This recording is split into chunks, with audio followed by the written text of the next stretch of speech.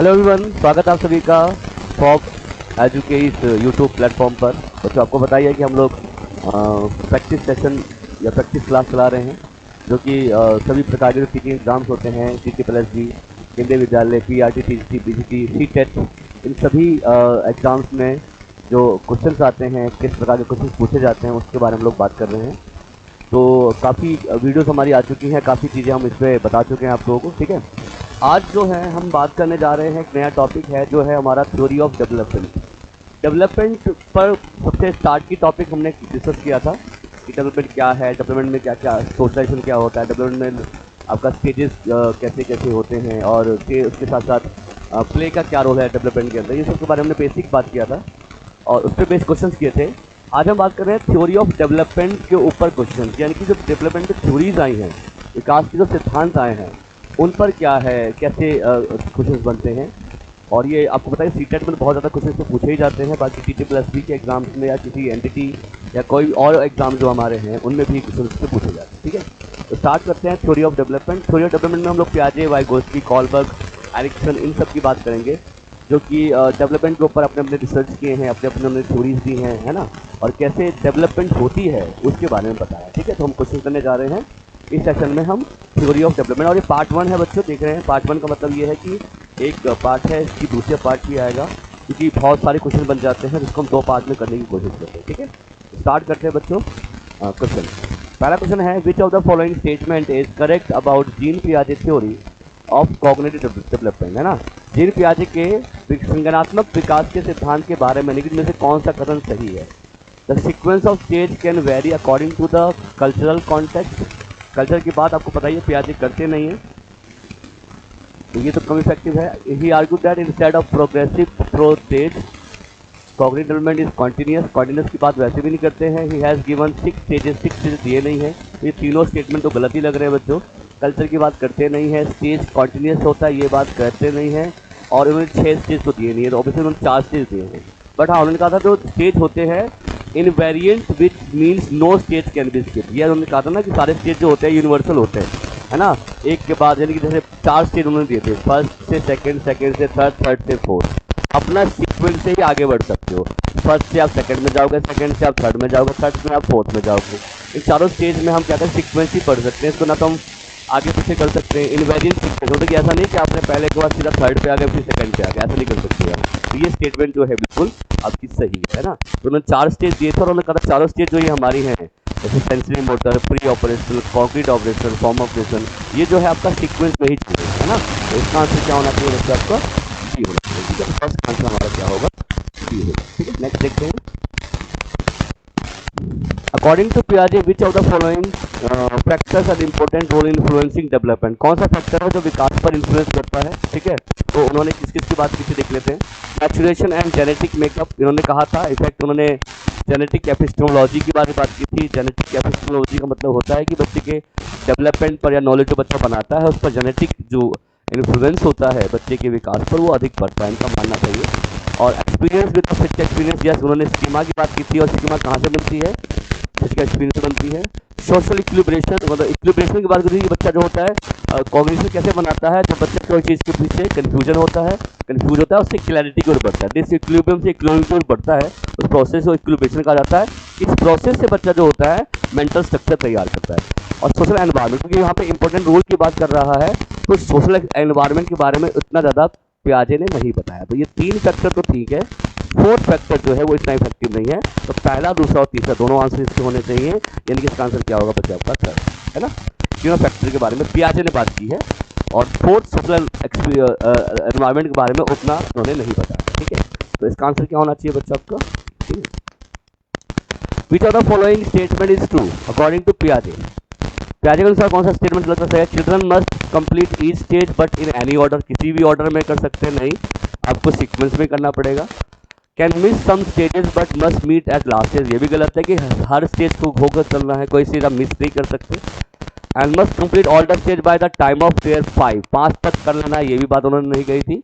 Must complete all the stage at same order में चलना है, यानी कि 1 के बाद 2, 2 के बाद 3, 3 के बाद 4 स्टेज। तो आंसर इसका क्या होना चाहिए बच्चों आपका, that is 4, D is the right answer. ठीक है, तो काफी अच्छे क्वेश्चन है। 4 स्टेज दिए थे, चारों स्टेज जो है वो सीक्वेंस में ही फॉलो किए जाएंगे, यानी कि पहले बच्चा फर्स्ट में आएगा, फिर सेकंड में, फिर थर्ड में और फिर फोर्थ स्टेज। ठीक है, नेक्स्ट देखते हैं। एक Molly overheard her dad telling her mom he got creamed, है ना। एक मॉली नाम का उसने अपने पिता को उसकी माँ को से ये कहते हुए सुना कि उसने एक टेनिस मैच में उसके दोस्त से उसे क्रीम दी थी। इससे मॉली भ्रमित हो गई, जिसके उसे संघर्ष या अनुभव हुआ, क्योंकि वह कल्पना नहीं कर सकती थी कि उसके पिता एक मलाईदार तरल में बदल जाएंगे। मतलब क्रीम मतलब एक वैसी बात है कि क्रीम वाली बात की गई यहाँ पे। Molly overheard her dad telling her mom he got creamed by his friend in a tennis match. Creamed obvious सी बात है कि एक हो सकता है कि चैलेंज हो सकता है क्रीम यहाँ पे, मतलब उसके बारे में बात की जा रही है। बट वो सर क्रीम का मतलब यहाँ पर एक क्रीम या लिक्विड जो होता है ना, जैसे आइसक्रीम होती है, क्रीम के अकॉर्डिंग बात कर रहा है, यानी कि दो कॉन्सेप्ट में वो कंफ्यूज हो रहा है यहाँ पर। तो दिस कंफ्यूजन मॉली, क्योंकि कंफ्यूजन की बात कर रहा है, सब कुछ आप छोड़िए, यहाँ पे कंफ्यूजन की बात कर रहा है कि उसको क्रीम जो है वो कौन सा क्रीम है। क्रीम कोई आइसक्रीम का नाम है, क्रीम या उसका पर्टिकुलर पर्सन का नाम है, या क्रीम में या कोई ऐसा गेम का नाम है, वो कंफ्यूज है ना। Because he couldn't imagine her father turning into a creamy liquid. तो क्रीम दी मतलब क्रीम दे, क्रीम बन के दी, तो ऐसा कुछ नहीं है। क्रीम में हो सकता है कोई ऐसा वर्ड है यहाँ पर जिसका मतलब कुछ चैलेंज करना हो सकता है, या उसका नाम हो सकता है। तो क्रीम वर्ड में क्या हो रहा है, कंफ्यूज। तो जहाँ पे कंफ्यूजन की बात होती है बच्चों, वहाँ पर होता है डिसइक्विलिब्रेशन। डिसइक्विलिब्रियम होता है जहाँ पर हम क्या होते हैं, किसी कॉन्सेप्ट को लेकर क्या होते हैं, कंफ्यूज होते हैं। जब कॉन्सेप्ट के बीच में हम कंफ्यूज हो जाएं तो उसे क्या कहा जाता है, डिसइक्विलिब्रियम। और इसी से हम इक्विलिब्रियम की ओर बढ़ते हैं, है ना। तो किसी कॉन्सेप्ट के बीच में जब हम कंफ्यूजन क्रिएट हो जाता है, उसे डिसइक्विलिब्रियम कहा जाता है। तो इसका आंसर सीधा से क्या होगा, आपका डी होगा। ठीक है, नेक्स्ट देखते हैं। Tim like to explore his parents house through touch. One day he touches the oven and burn his hand, है ना। This learn that although some objects are safe to touch, ovens are not, है ना। According to Piaget, this is an example of team को स्पर्श के माध्यम से अपने माता पिता के घर पर का पता लगाना पसंद है। एक दिन वह ओवन को छूता है और उसको हाथ जल जाता है। टीम को पता चला कि हालांकि कुछ वस्तुएं छूने के लिए होती हैं, लेकिन ओवन नहीं, मतलब कि हर चीज़ हम छू सकते हैं बट ओवन नहीं छूना, क्योंकि ओवन क्या होता है, गर्म होता है। तो लेकिन पियाजे के अनुसार ये क्या है, ऑब्वियस सी बात है कि उसने आज एक नई जानकारी क्या करी, अपने जानकारी में ऐड करी कि हर चीज़ को हम छूकर स्पर्श कर सकते हैं, बट ओवन को नहीं छूना, क्योंकि ओवन क्या होता है, गर्म होता है। तो किसी भी जानकारी में नई जानकारी को हम जोड़ते हैं तो इस प्रोसेस को कहा जाता है बच्चों एसिमिलेशन। क्या कहा जाता है इस प्रोसेस को, इस प्रोसेस को कहते हैं एसिमिलेशन। कि आपके पास पहले से कोई जानकारी थी, कोई स्कीमा आपके पास पहले से थी, और आपने क्या किया, उस स्कीमा में आज क्या किया, ऐड किया आपने नई जानकारी। ऐड जब हम करते हैं न्यू इन्फॉर्मेशन, तो उसे क्या कहा जाता है, उसे एसिमिलेशन कहते हैं।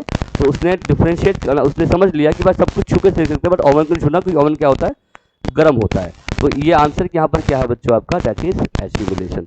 तो क्या आंसर होगा इसका यहाँ पर, assimilation is the right answer. ठीक है, नेक्स्ट देखते हैं। While talking with his grandpa on the phone, phone पे बात करते हुए सुना, Jack suddenly exclaimed, "Oh, look at that pretty red bird." When his grandmother asked him to describe the bird, Jack says, "Out there, right there, grandma." He finally gets frustrated and says goodbye.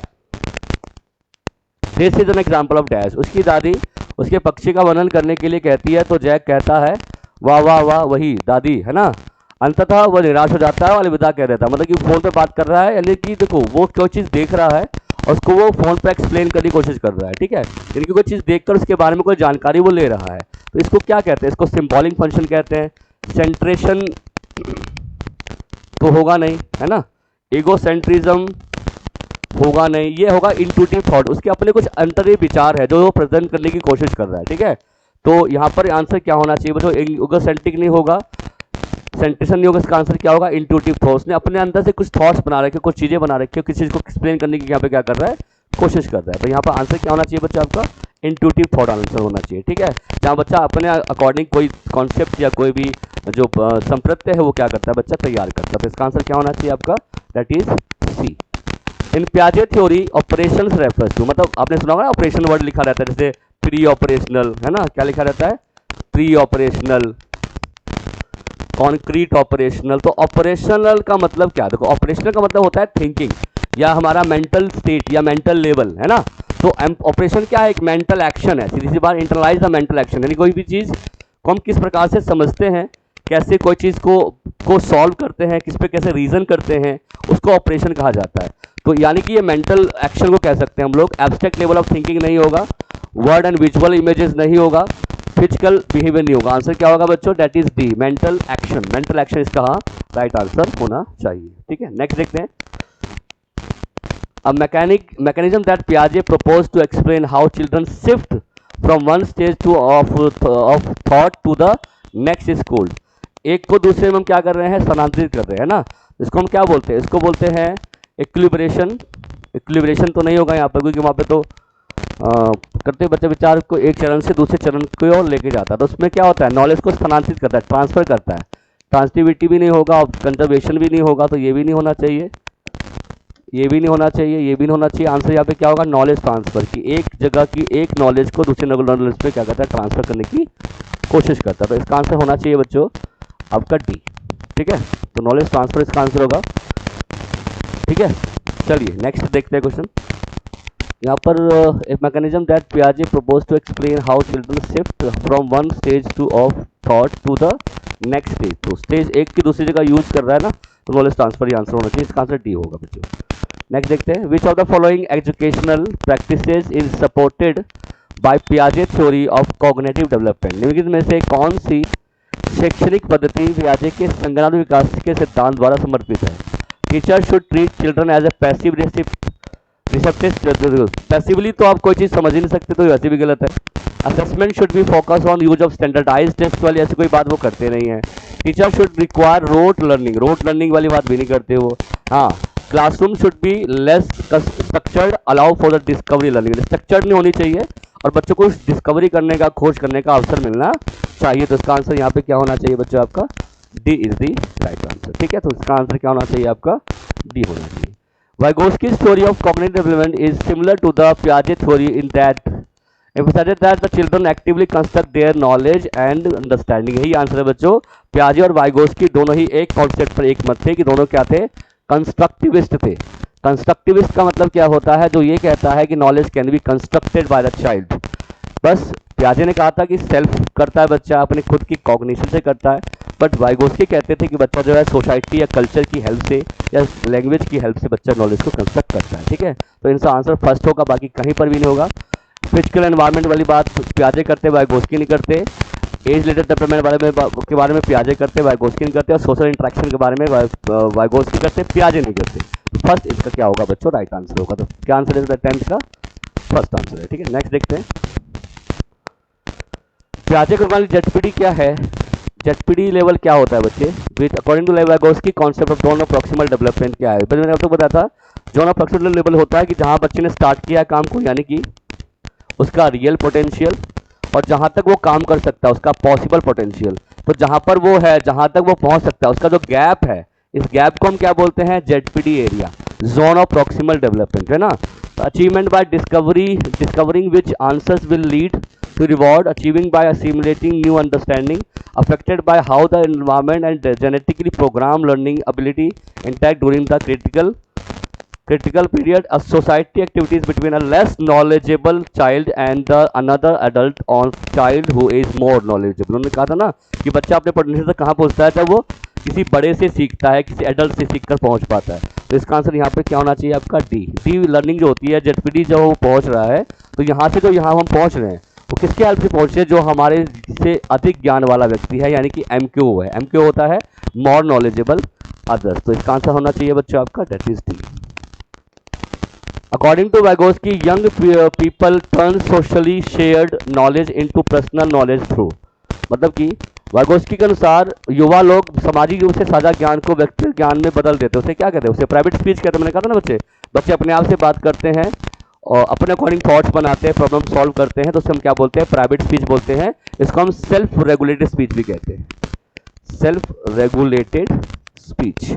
Vygotsky ने इसको self regulated speech भी कहा है, जब बच्चा अपने problem को solve करने के लिए, अपने एक्शन को गाइड करने के लिए बोलते हैं। इसी को जीन पियाजे के अकॉर्डिंग ये इकोसेंट्रिक स्पीच थी और इनके अकॉर्डिंग ये प्राइवेट स्पीच थी। ठीक है, तो आंसर यहाँ पे क्या होगा, प्राइवेट स्पीच। ठीक है, नेक्स्ट देखते हैं।